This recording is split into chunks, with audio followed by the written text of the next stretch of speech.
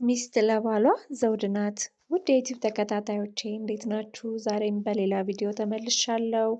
ቪዲዮዬን ከወደዳችሁት ላይክ፣ ሀሳብና አስተያየታችሁን ደግሞ በኮሜንት ስር እንድታስቀምጡልኝ እያልኩ ወደ ቪዲዮ ጋብዛችኋለሁ። ለባልሽ ዘውድ እንድትሆኝለት የሚጠቅምሽን 10 ምክር ይዤልሽ መጥቻለሁ። አንደኛ፣ አክብሪው። ሚስት ሆይ የባልሽ ተፈጥሮ ካንቺ እንደሚለይ አስተዊ። ባልሽ ሳታከብሪው ሌላ ምንም መልካም ነገሮችን ብታደርጊለት ደስተኛ አይሆንም። ባልሽ እንድታከብሪው ይፈልጋል። እንደምታከብሪው የሚያውቀው የሚልሽን ስትሰሚ፣ ስታወሩ በአግባቡ ስትሰሚው፣ ትዕዛዙን ስትፈጽሚ፣ በንግግሩ መሃልም ካላቋረጥሽው ነው። የሆነ ቦታም ለመሄድ ወይንም ደግሞ የሆነን ነገር ለማድረግ ካስፈቀድሽው እንደምታከብሪው ያውቃል። ከዚህ በተቃራኒው ካደረግሽ ግን እንደማታከብሪው ማወቅ አለብሽ። ኤፌሶን 5:33 ሚስትም ባሏን ታክብር። ሁለተኛ፣ ተገዢለት። ሚስት ሆይ ዘመናዊነት ለባልሽ የመገዛት ኃላፊነትሽን እንዳያሳጣሽ ተጠንቀቂ። ባልሽ እንደ ክርስቶስ፣ አንቺ ደግሞ እንደ ቤተ ክርስቲያን ነሽ። ቤተ ክርስቲያን ለክርስቶስ እንደምትገዛ አንቺም ለባልሽ ተገዢለት። መገዛት መገለጫዎቹ የባልሽን ፍላጎት ማስቀደም፣ ፈቃዱን መፈጸም፣ ይቅርታ መጠየቅ፣ ከጭቅጭቅ ይልቅ ሰላምን ማስበለጥ ነው።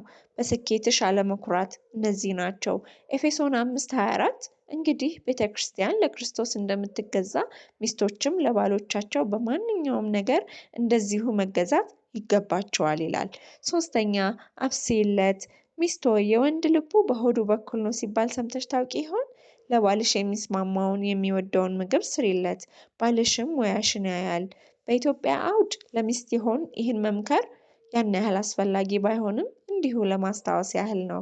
ምሳሌ 31:15 ገና ሳይነጋ ትነሳለች፣ ለቤተሰቧን ምግብ ደግሞ ትሰጣለች ይላል። አራተኛ፣ ሰላም ስጪው። ሚስት ሆይ ባልሽ መኖሪያው ሰላም ባለበት ነው።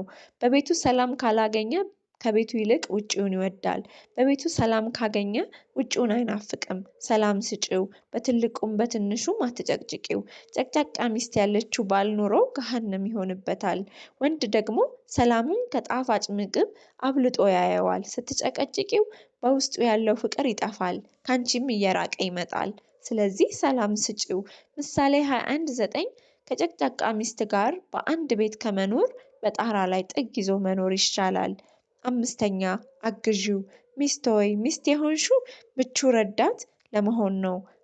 እገዛሽም በሀሳብ፣ በገንዘብ፣ በሞራል፣ በቤት ስራ፣ በማማከር፣ ልጆችን በማሳደግ፣ ጤናንም በመጠበቅ፣ ገንዘብን ወጪዎችን በመቆጣጠር፣ በማስታመም፣ በችግሩ፣ በድካሙ፣ በሀዘኑ፣ በከፍታውም ሆነ በዝቅታው ከጎኑ በመሆን አብሮነትሽን በተግባር በማሳየት ነው። እግዚአብሔርም አምላክም አለ፣ ሰው ብቻውን ይሆን ዘንድ መልካም አይደለም፣ የሚመቸውንም ረዳት እንፍጠርለት። ዘፍጥረት 2:18 እመኚው። ስድስተኛ፣ እመኚው። ሚስት ሆይ አንቺ አድናቆትን ትፈልጊያለሽ፣ እርሱ ደግሞ መታመንን ይፈልጋል። መታመን ከሌለ በሁለት ጥንዶች መካከል ትዳሩን የሚያስቀጥል ምንም ምክንያት አይኖርም። አለመተማመን ፍቅር እንደሌለም አመልካች ይሆናል። ሚስት ባሏን ካላመነች ክትትሉ፣ ጭቅጭቁ፣ ስልክ ብርበራው፣ የማያባራ ጥያቄ፣ ስጋት፣ ጭንቀት ብዙ ሲሆን በመጨረሻ በፍቺ እንዲያልቅ ምክንያት ይሆናል። ሚስት ሆይ በመካከላችሁ ክፍተትና ጥርጣሬ የሚጨምር ያየሽውም ነገር ካለ በግልጽ ተነጋግሮ መፍታት መፍትሄ ማበጀት እንጂ ባለማመን መቀጠል የትዳር ጠላት ነው። እመኚው፣ እንደምታምኚውም ደግሞ ይወቅ። ሰባተኛ፣ ራስሽን ጠብቂ። ሚስት ሆይ ለባልሽ መዘነጥ፣ ራስሽንም መጠበቅና ንጹህን መልበስ ቸል አትበይ። ያንቺ ንጽህና ራስሽን መጠበቅ፣ የቤትሽንም ንጽህና መጠበቅ ባልሽ ወደ አንቺ ይስበዋል። ከገባሽም ከወለድሽም በኋላ ራስሽን መጣሉ የባልን ዓይንም ልብም ማረፊያ ማሳጣት ነውና አስቢበት።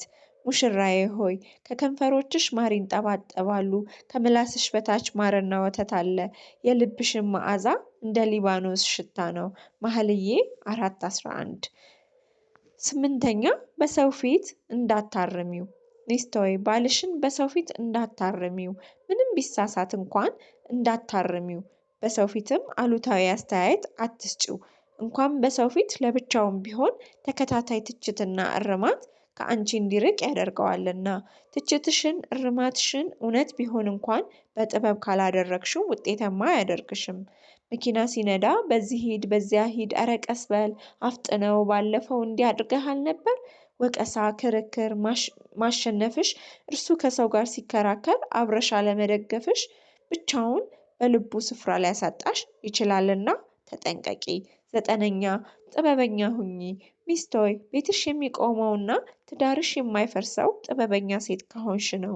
ወንድን የምታሸንፊው በእልህና በሙግት እንዲሁም በምክንያታዊ ሳይሆን በጥበብ ነው። ጥበብ ካለሽ ባልሽ ካንቺ ውጪ እንዳያስብ ማድረግ ትችያለሽ።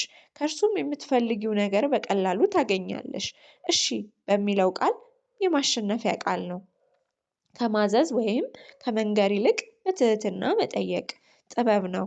የአንቺ ጥበበኛ ሴትነት በቤት አያያዝሽ፣ በልጅ አስተዳደግሽ፣ በሙያሽ፣ በአቀራረብሽ፣ በአነጋገርሽ፣ በአለባበስሽ፣ በባልሽ ለአንቺ መሸነፍ ውስጥ ይታያል። ከባልሽ ክብርን የምታገኙው በሰው ፊት የምታመሰግኝው በጥበብሽና በአሳቢነትሽ ነው። ምሳሌ 14:1 ጠቢብ ሴት ቤቷን ትሰራለች፣ ተላላ ሴት ግን በገዛ እጇ ታፈርሰዋለች። 10ኛ አትከራከሪው። ሚስት ሆይ ባልሽን አትከራከሪው። ክርክር አፍራሽ ነው፣ ማንንም አያንጽም፣ ጠብን ያመጣል። ክርክሩን ብታሸንፊ እርሱን ግን ትሸነፊያለሽ። በሀሳቡ የበላይ ከመሆንና ማሸነፍ ከማሰብ ይልቅ አጋርሽን ስለመረዳት አስቢ። ምን ያህል ልክ እንደሆንሽ ለማሳመን ማስረጃ ከመሰብሰብ ይልቅ በመካከላችሁ ስላለው የሚያግባባ የጋራ ነገር ማሰብ ይበልጣል። ክርክር እርስ በርስ ወደ መነቃቀፍ ያመራል። አንተ አንቺ ያባብላል። ክርክር እኛ ከሚል አስተሳሰብ እኔ ወደሚል ራስ ተኮር አስተሳሰብ ያመራል። በተለይ እህቴ አንቺን ልክ መሆንሽን አሳምነሽው ባልሽን ከምታጭው እርሱ ልክ ሳይሆን ልክ ሆኖ ባልሽን ብታተርፊው ይሻልሻል። ባል የሚሸነፈው እንዲያሸንፍሽ ስትፈቅጂ ነው።